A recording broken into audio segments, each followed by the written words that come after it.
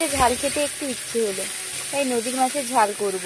প্রথমে পেঁয়াজ, আদা, রসুন বেটে নিয়েছি ও সর্ষে বেটে নিয়েছি। এবার মাছগুলোকে লাল লাল করে ভেজে নেব। ভাজার পর কড়াইয়ে তেল দিয়ে দিলাম। তেল গরম হয়ে মশলাগুলো এবার দিয়ে দেব। এবার মাপ মতো লবণ দিলাম, পরিমাণ মতো হলুদ দেব। টমাটোগুলো দিয়ে দিলাম। সেদ্ধ করে রাখা আলুগুলো দিয়ে দেব। আলু দেওয়ার পর ভালো করে মশলাটাকে কষাতে হবে। হয়ে গেলে এবার অল্প জল দিয়ে নাড়াতে হবে।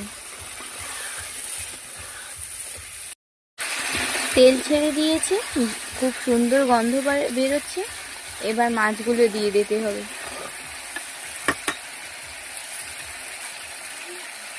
ভেজে রাখা মাছগুলো এবার দিয়ে দেব।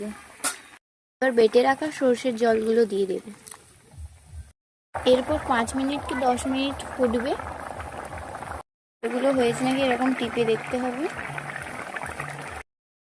এরপর আলু হয়ে এলে ওপর থেকে 3-4টা কাঁচা লঙ্কা ছড়িয়ে দিতে হবে। হয়ে গেছে, এবার নামিয়ে নেব। ঘরোয়া পদ্ধতির রান্না এই রেসিপিটা কেমন লাগলো সবাই কমেন্ট করে বলবে।